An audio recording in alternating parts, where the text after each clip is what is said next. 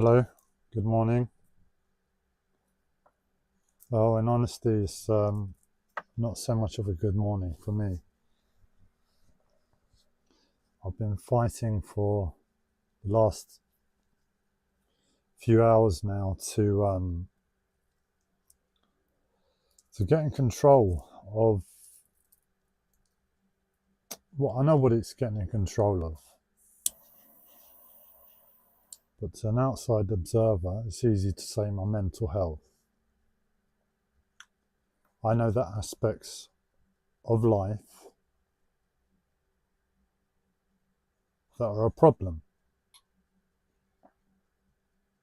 It's not my mental health, it's these aspects of life. But unfortunately, those aspects of life are very pressured at the moment, more than the capacity of the human being able to take them. So what happens is they go to the edge of my being.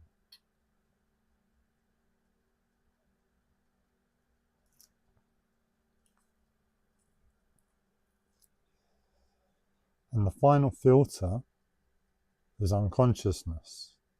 For me to still communicate, behave, act, function, I have to surrender to controlling these few pressures in my life. My focus is 100% on those. And I surrender the outside because I've conditioned myself to behave appropriately within that. Appropriately to the extent of taking care of myself and not doing anything to ever tread on anybody else's toes. And what comes out looks like a mental health disorder at times. Because for me to present 100% and appear 100% in control, sane, you would say, no behavioral characteristics of a mental health disorder, basically, it would require an immense amount of energy more to do that. So in other words, I'm focusing on these 3-4 things in my life, and they are taking up all my energy. And I can go on autopilot with life. And the final expression looks like a mental health disorder because it's more efficient. If I claimed sanity, if I claimed not to have a mental health disorder,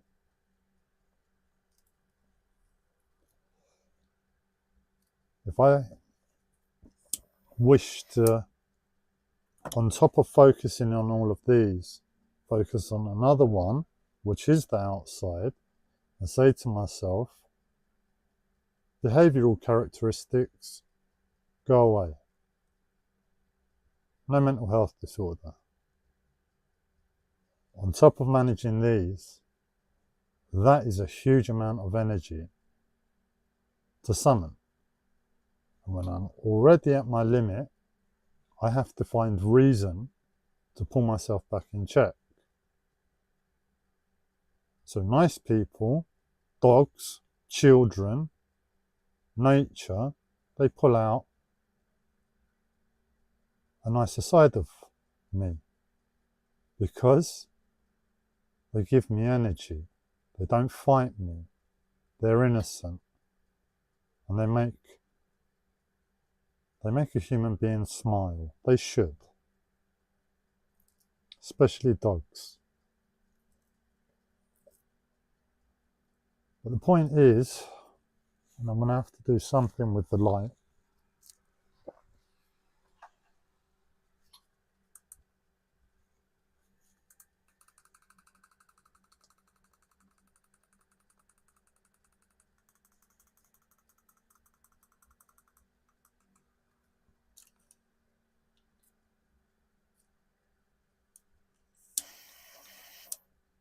The point is, most people don't give me that reason. People as a whole do not give me that reason. People as a whole, to what constitutes this body, this life, says, forget about it. Just claim the mental health disorder. It's far easier life. It's a far easier life. You're mad. You're mad to contemplate trying to look anything else. So the same decision is to claim the mental health disorder.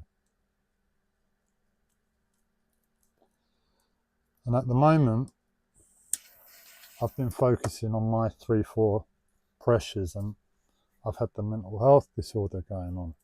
And it's a real horrible one. It's right in the depths. The psychosis is absolutely offensive to everybody.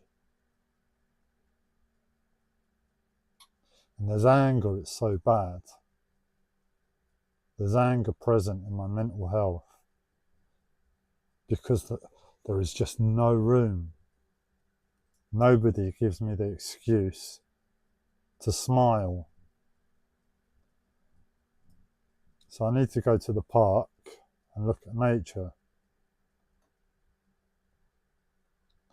I suppose the catch-22 to the situation is, with a mental health disorder, I can't have a dog. Mental health is too demanding. But if I got my mental health in check, I could have a dog.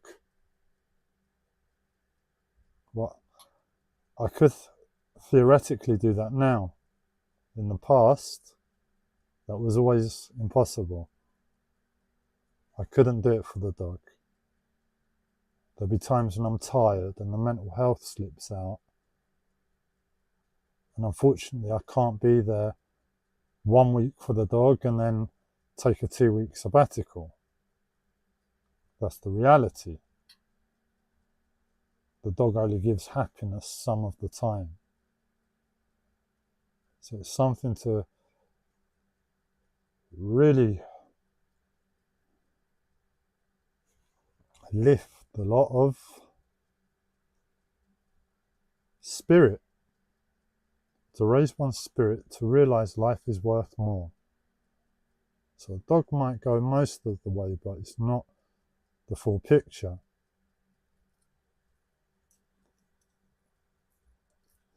Anyway, I diverged. Today's situation is horrible. The mental health is really unpleasant. And I suppose it does kind of leave me wishing that life present me with the reason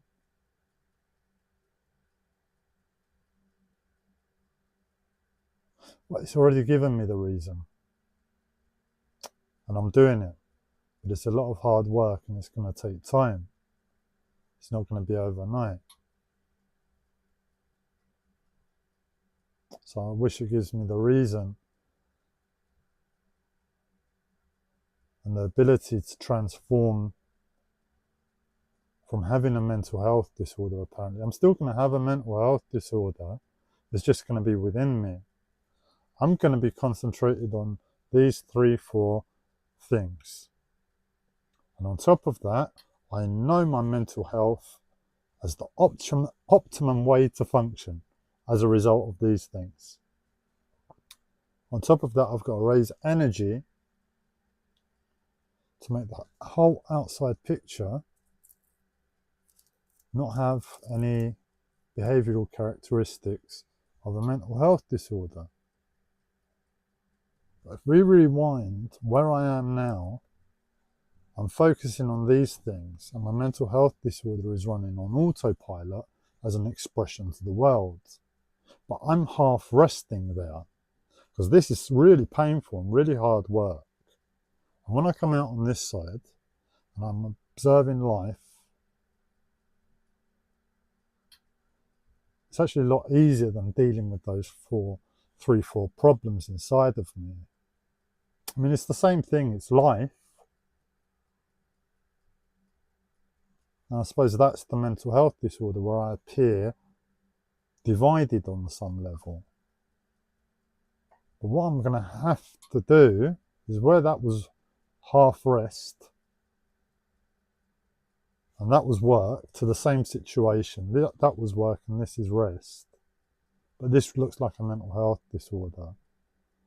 I've got to find a way to add an immeasurable amount of energy, a measurable amount of work to the work already,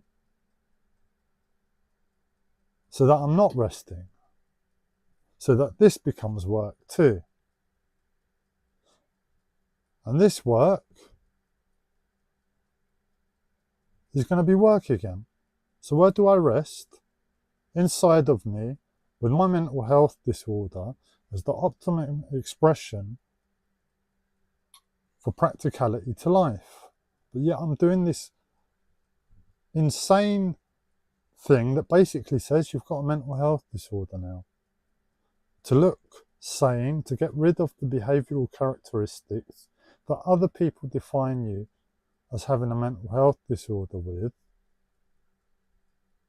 you've got to give yourself a mental health disorder by taking that mental health disorder inside and knowing that that's where you're going to rest while everything looks absolutely normal. So it's a shit show. I lose. I can't separate myself from my mental health. But you wouldn't expect to, not when this is the world. This is the world. On some level, we're ill because of it. We're sick because of it. There's a TED talk that explains it. Have a look, watch that, and you might share that viewpoint that the world makes us sick on some level. We need an addiction.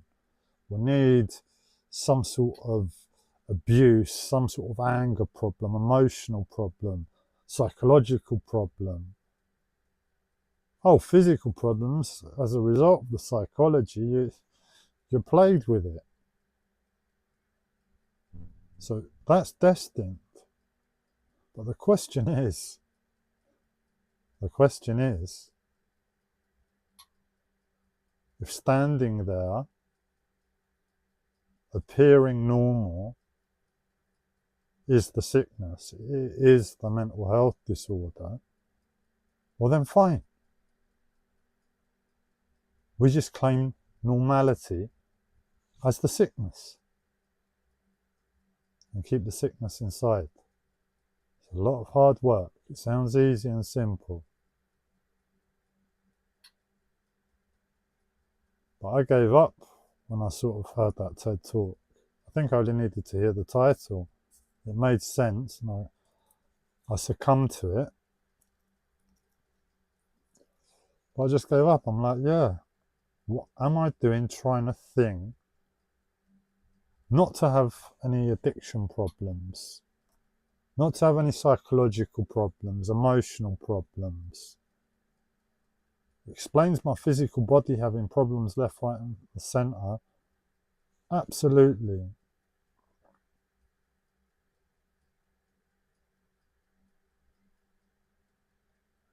What am I doing trying not to have them? So I gave up. I'm like, fine, this is just being human. And I started to accept it.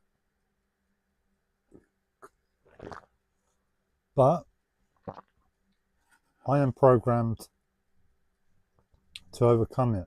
That's my nature. That's how I've been since I was about 19. I had my first real mental health problem when I was about 19. And the way I dealt with it that time is I was proactive. I've been proactive since. When I started, I went to the gym. I couldn't imagine myself going to that death box, a gym, now. But it saved my life then. So did drugs. I wanted to chuck myself under a bus. A little thought came into my head, hang on a second, your friends all take ecstasy and you're a good boy, you don't take it. But what if you took ecstasy? You could take ecstasy and not chuck yourself under the bus. So I didn't chuck myself under the bus. I took ecstasy instead. It has saved my life countless of times. I wouldn't advise listening to me and making a decision on a whim. This is real serious stuff that requires a lot of consideration for. And when we're talking about emotional, physical, which saps the energy, psychological, and there was one more. Emotional, psychological, and we're not going to get it. And one more.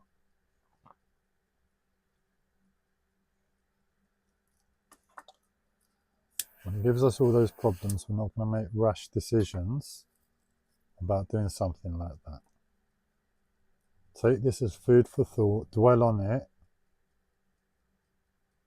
and your life might change. You might realise, hang on a second, what he's actually saying makes sense to absolutely avoid everything. And that's exactly who I am underneath and before the person who decided to take ecstasy to save their life. Teetotal, sober.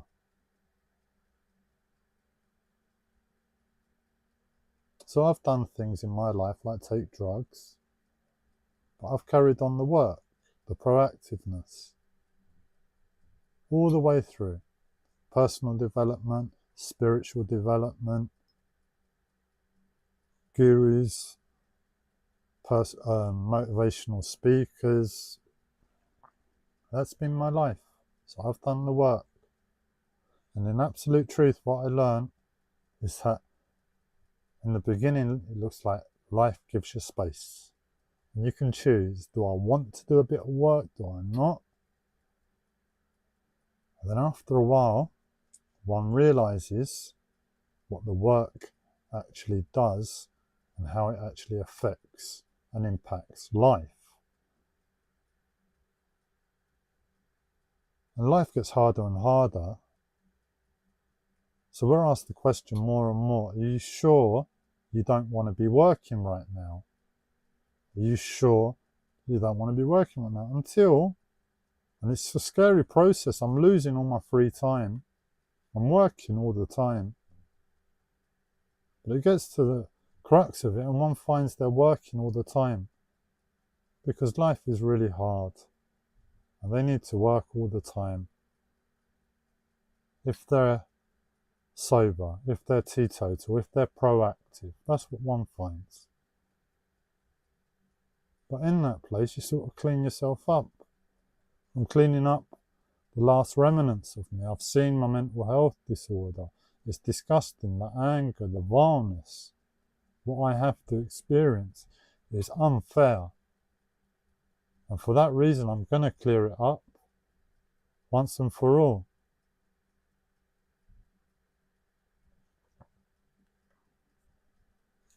And the point is, if I've got all of that in check, actually in check, I've got the opportunity to actually, I've got the choice in that moment to say, well, look, you've been alone for 15 years, Gabriel. You've barely spoken to anybody for 15 years other than the viewers and yourself.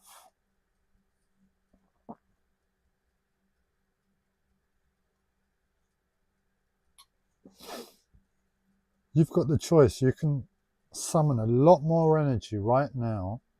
Now you've got everything else in check and cleaned up your mental health. Summon a lot more energy to make yourself look normal and take the sickness inside. Be all cleaned up. 100% personal development, spiritual guru, walking guru for all intensive purposes. Nobody's done the work to that extent. So you've got to summon a lot of energy to do that.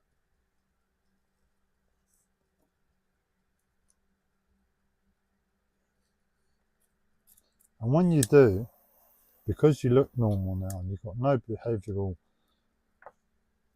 characteristics that are problems to interacting and socialising, you can talk to people again, face to face, have a conversation with them maybe. I reckon that'll take a lot more work on top, a conversation, but being able to just stand there next to a human being and feel like a human being, not a madman or an animal or a waste of space. Very few times over the past 15 years has anybody made me feel like a human being.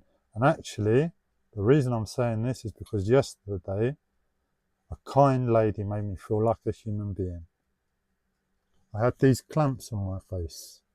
I'm using these clamps as therapy, and I had one or two on my face, and I was outside because I was in so much pain, and this is the energy I've got to summon to overcome. So I was in so much pain, I said, you know what, I'm going out with this on my face. I've got a mental health disorder. If anybody speaks to me, I'll be really polite because I can do that. I just look weird.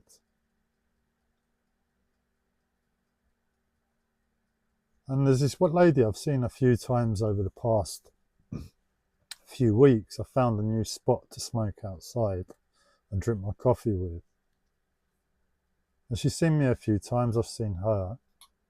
And yesterday, I was walking, I had the clamps on my face, and I was in a world of my own. I barely noticed her. And as I walked by, she stopped and she said hello to me. And I was so happy, I was so polite, it gave me so much energy. She made me feel like a human being. On the whole, humanity doesn't give me that. She's a rarity. She's a special person. Because I don't blame anybody. I know why we all do it. I do the same.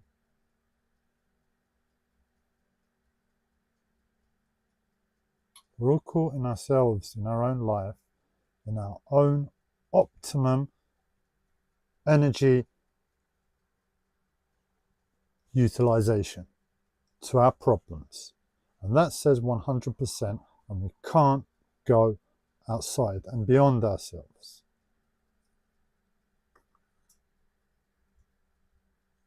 But when someone gives us the reason to, we can summon immense amounts of energy. We really can.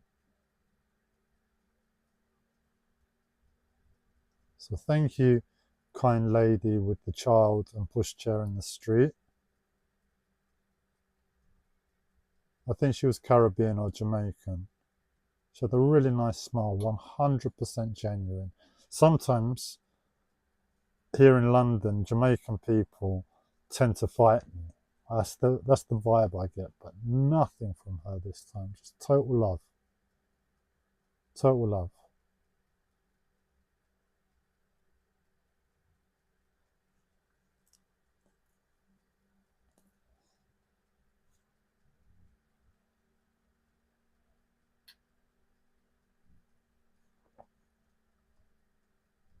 So the answer is yes. My opinion is to be alive in this world, one needs problems because we live in this world. And it's unimaginable to think of the circumstance and opportunities one soul would have to literally grow through concrete. Literally grow through concrete.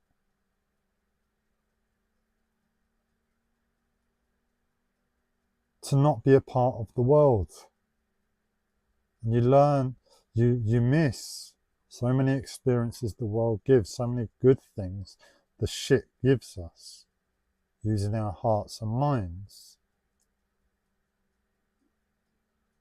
So it's a real near impossible thing to happen. So we accept we've got problems, addictions, desires, habitual patternings, imperfections of our character.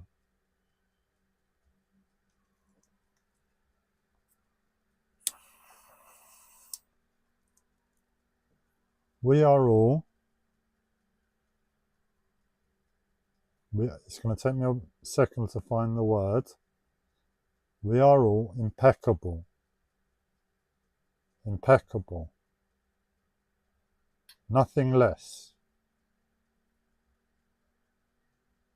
But we have to feel the world first of all. We have to know the world.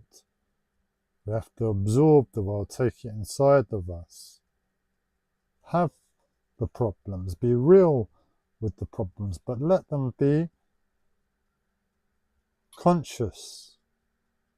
Okay, I've got this addiction. It's not me. It's not me. If it wasn't this addiction, it'd be something else. The world, if I don't deal with the pressure and understanding and integrating the world, it's just going to go round in merry-go-rounds. So we allow the problems in and we absorb them with consciousness and we don't react to them. And when we're at our limit, we're like, right, I'm doing all these things, flicking on my phone, Facebook, YouTube, all day long. It's because of the world. I watch myself just doing this. I'm not caring about a thing on the phone, but it's the most relaxing thing possible. Just this action. I forget what's on the phone. I just allow the finger to scroll. Now, am I addicted when my body is telling me for no reason this movement is therapeutic? So we take it back to smoking and all the addictions. This consumption is therapeutic. And all of the behaviour is what we allow. That's what this therapy demands of us, if we consume it. But if we remember, hang on a second, when we're lost in it. So I've got a cocaine addiction. I hate cocaine. I've got a cocaine addiction. And it does all these things to me. It makes me go angry. It makes me feel alive. It makes me do all of this. Next time we're there, we're watching it. And we get carried away in it. And we're like, oh my God, it's... And then we remember, it's just the body doing something. And what it's doing is therapy first. It's therapy first because the world is here first before we form our minds. So if you want to think that the addiction is you, you're welcome. But the world is responsible in truth, and that takes a lot more work and focus and consciousness. It's easy to say, oh, I have an addiction. I'll fix myself. Addiction goes away.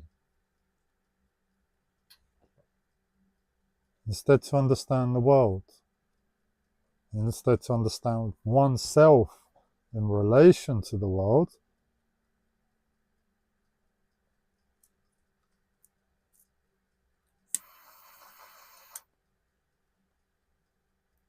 To see that we're all therapists all the time. Everything we do is pure and utter therapy. Ask yourself the question in this moment. If I do anything, X, Y, and Z, would I want better or worse results? Better or worse results for myself and for the world? You want better results, isn't it?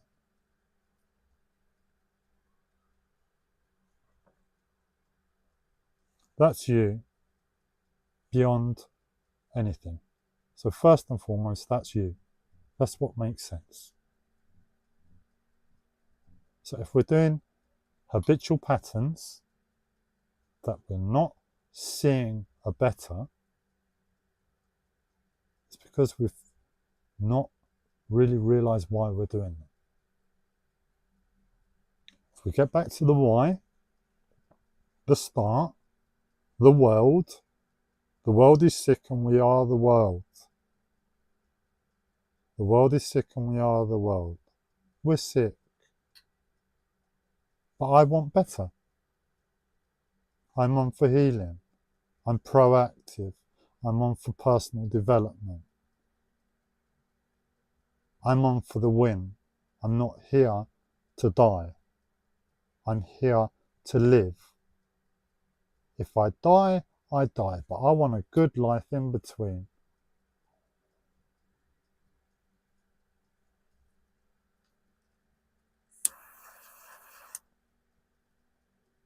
So next time the world tells you and life tells you you're losing because of your addiction, your problem, your desire, you're in therapy with it.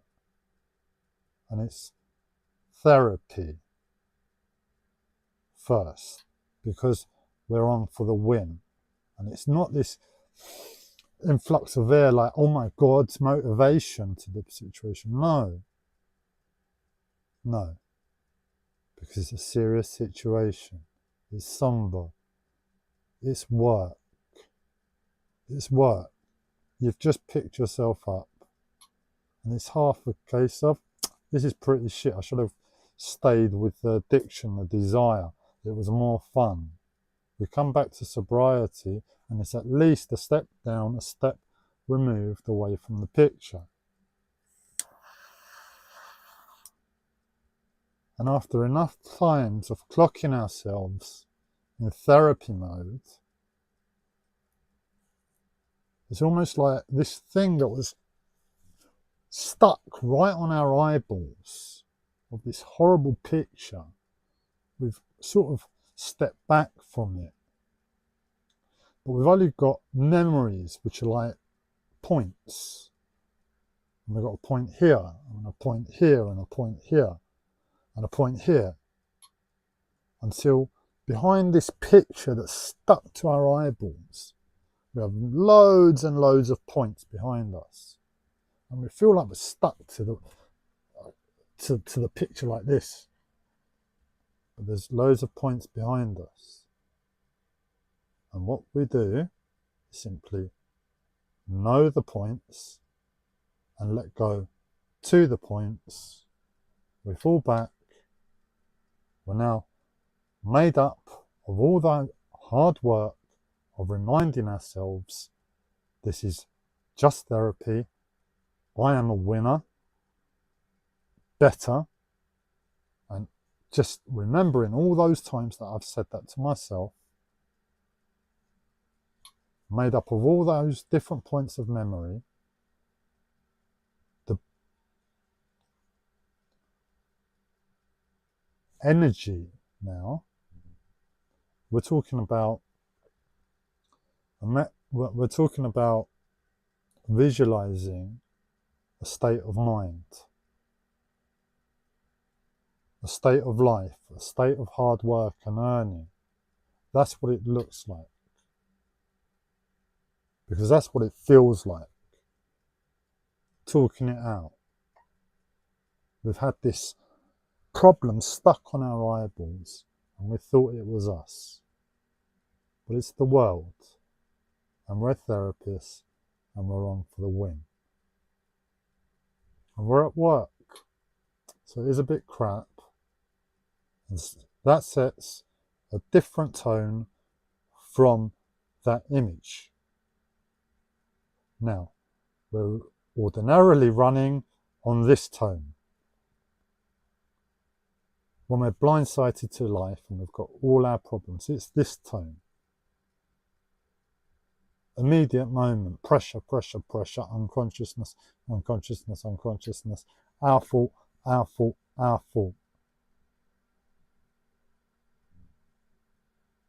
And the tone the realization has is different. In other words, you cannot be standing there observing life one way, even if it's the same situation. You cannot observe life the same with this mindset to life and being lost in the present moment. They feel different. That's energy. That's energy. As a result of mental perception and application, one's energy changes. But it's only for a split second. So this one is all-encompassing. This is the one we always come back to. This is the one that holds more weight. But when we do that enough to ourselves, and we've got the memory of all of that hard time, you don't need to remember it. It's there in you. There's a feeling.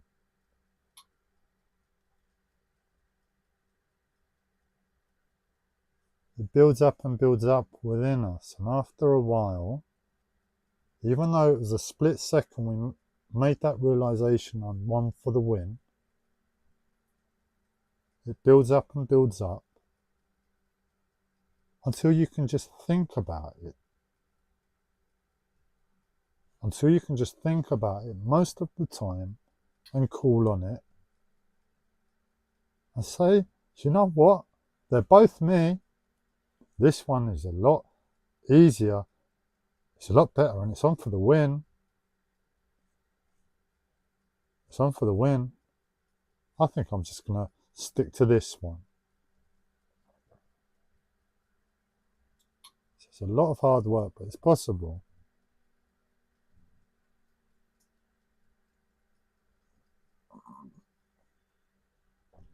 I want to miss my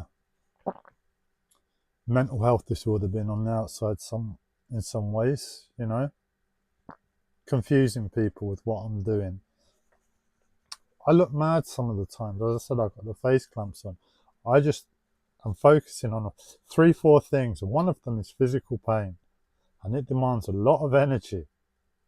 And it says do weird stuff like this if you have to, and these really work, so I have to.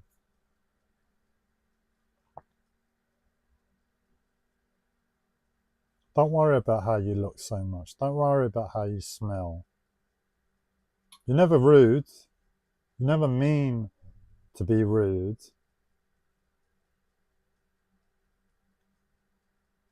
And that's all going to go away. It's going to be, oh, hey, Gabriel. Hey.